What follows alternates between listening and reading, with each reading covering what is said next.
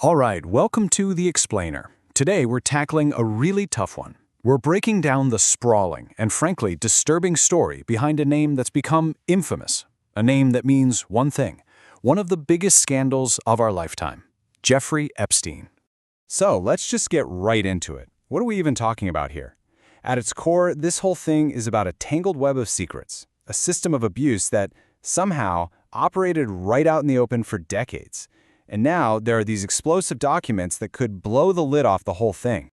And to really get a grip on this story, you have to start at its bizarre and totally sinister epicenter. We're talking about a private Caribbean island, a place that was basically the headquarters for some truly unspeakable things. They called it Little St. James, but the world now knows it as Epstein Island. And listen, this 72-acre property wasn't just some luxury getaway. No, the allegation is that it was designed for one single horrifying purpose: to be the hub of an international sex trafficking ring. A place so cut off, so private, that the rich and powerful felt like they could do anything and get away with it. And the stuff the FBI found during the raids, it just paints this deeply unsettling picture. I mean, you've got this weird, striped temple-like building. What was that for? Nobody really knows. Then there are suspected tunnels, which just fuels all this speculation about hidden escape routes. And cameras. Cameras were everywhere, which raises a really chilling question. Was that for security, or was it for blackmail? So the big question is, right?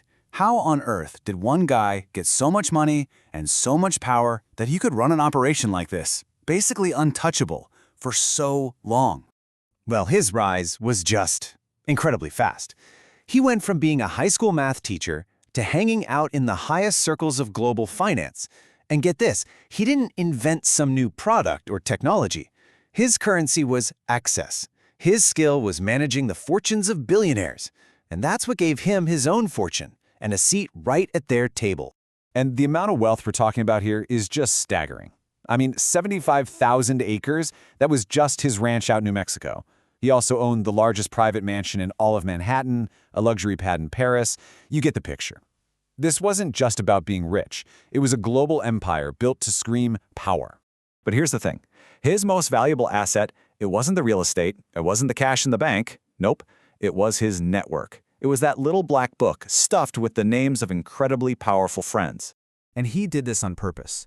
He surrounded himself with some of the most famous and powerful people on the entire planet. We're talking presidents, princes, tech billionaires, the list goes on. And what did this network do? It created this powerful shield of influence, of legitimacy, that basically protected him for years and years. And right there, at the very center of it all, acting as his chief operator, was Ghislaine Maxwell. She was a British socialite, daughter of a media tycoon. She had the kind of social status that Epstein, frankly, just didn't have. And prosecutors argued she used that very status to lure in and groom vulnerable young women and girls, effectively making her the mastermind of the whole sick network. Okay, but a web this huge, it can't stay hidden forever, right? The first cracks started to appear. And not because some powerful insider blew the whistle, but because of the incredible courage of his victims. But, and this is a huge but, the justice system at first was going to fail them completely. So this long road to justice, it all started with the unbelievable bravery of one victim who came forward way back in 2005. Her report kicked off an investigation, and it confirmed a huge trafficking ring was going on. But just when it looked like there might finally be some accountability, bam, it ran headfirst into a brick wall of legal tricks and maneuvers.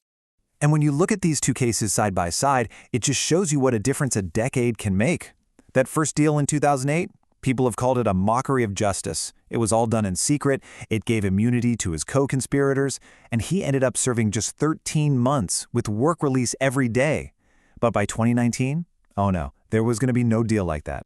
And you really can't overstate this next part. The role of investigative journalism was absolutely critical here. For years, determined reporters just kept digging, relentlessly dragging the story back into the spotlight. They're the ones who exposed that sweetheart deal. And all that pressure is what forced law enforcement to finally reopen the case, which ultimately led to those new federal charges in 2019. But just when it looked like we were finally going to get a public trial, a trial where Epstein might have to name names, the story took its most shocking, most controversial turn yet. August 10th, 2019. Jeffrey Epstein is found dead in his cell. And we're not talking about just any jail. This is one of the most secure federal facilities in New York. The official cause of death was ruled as suicide, but the circumstances, well, they immediately raised some massive questions. And these facts just poured gasoline on a global firestorm of conspiracy theories. Think about it. 2 security cameras right outside a cell mysteriously malfunctioned. The 2 guards who were supposed to be on duty reportedly asleep.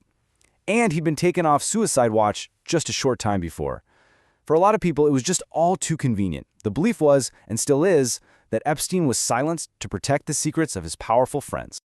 So while Epstein himself never faced a final verdict, his chief accomplice sure did. In 2022, Ghislaine Maxwell was found guilty for her absolutely central role in the whole trafficking operation.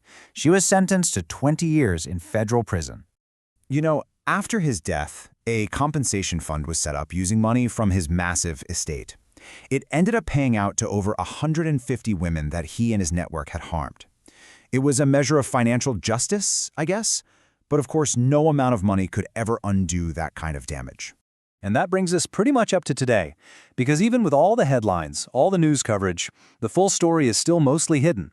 Yeah, some documents have been unsealed, but get this, it's estimated that over 1 million pages connected to this case are still sealed, locked away.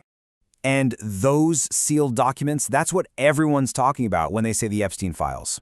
We're talking flight logs from his private jet, we're talking depositions, victim statements, all the stuff that could potentially blow the doors off the full extent of his network and name everyone who was involved. So, in the end, the story of Jeffrey Epstein is just this chilling reminder of how wealth and power can be twisted to corrupt entire systems, to conceal pure evil. But it also shows us something else. It shows that the hunt for the truth, driven by these incredibly courageous survivors and relentless journalists, it doesn't just stop, it continues. And so the biggest question of all is still hanging out there. What and who is still hiding in those files?